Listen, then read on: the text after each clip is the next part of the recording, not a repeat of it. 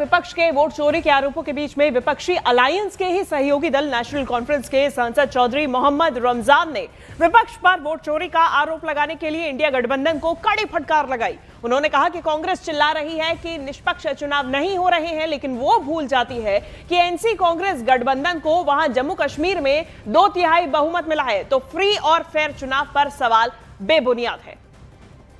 तो देखिए, ये पूरा मामला शुरू हुआ है कांग्रेस के इस बयानबाजी से, इस कैंपेन से, जिसमें वो वोट चोरी को बार बार हाईलाइट कर रहे हैं, चुनाव आयोग के सामने भी रख रहे हैं। विपक्ष एकजुट होकर वोट चोरी का आरोप लगा रहा है चुनाव आयोग पर, बीजेपी पर, एनडीए पर, लेकिन अब इसी बीच विपक्षी अलायंस के ही सहयोगी दल नेशनल कॉन्फ्रेंस के सांसद चौधरी मोहम्मद रमजान का एक बयान सामने आया, जिसमें वो वोट चोरी के आरोप लगाने पर इंडिया गठबंधन को ही कड़ी फटकार लगाते हुए नजर आ रहे हैं। उन्होंने क्या कहा है, आप ये भी समझिए। उन्होंने कहा कि कांग्रेस चिल्ला रही है कि निष्पक्ष चुनाव हो रहे हैं, लेकिन वो भूल जाते हैं कि एनसी कांग्रेस गठबंधन को जम्मू कश्मीर में 2/3 बहुमत मिला है।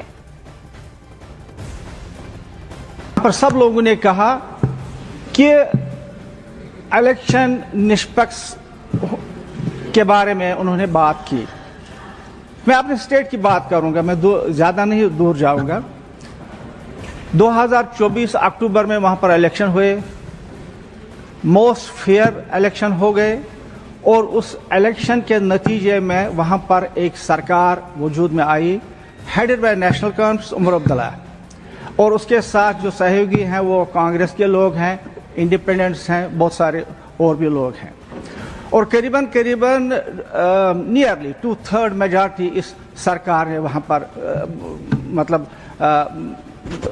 मेंबरों की आई है। और वहीं नेशनल कॉन्फ्रेंस के सांसद चौधरी मोहम्मद रमजान के दावे को लेकर बीजेपी ने इंडिया गठबंधन पर निशाना साधा। एक्स पर पोस्ट कर लिखा, चुनाव निष्पक्ष तरीके से हुआ। जम्मू कश्मीर नेशनल कॉन्फ्रेंस के सांसद चौधरी मोहम्मद रमजान ने विपक्ष के वोट चोरी के दावों को खारिज कर दिया।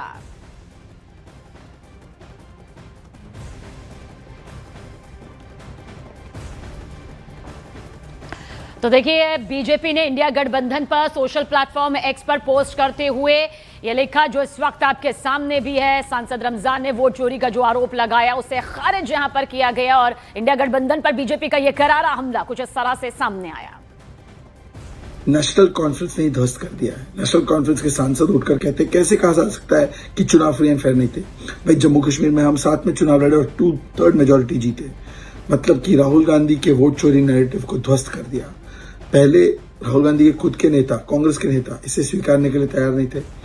तारिक अनवर हो, शकील अहमद हो, मुमताज पटेल हो, आफाक आलम हो, या बहुत सारे बिहार कांग्रेस के नेता हो, फिर हमने देखा कोर्ट ने भी नहीं माना, और अब तो उनके एलाई पार्टनर भी नहीं मानते। ये तो केवल एक बहाना है, अपने आप को हार से बचाना है, इसीलिए SIR एक्सेट्रा पर निशाना है। सवाल ये बनता है कि कब तक कांग्रेस पार्टी इसी डिल्यूजन में रहेगी।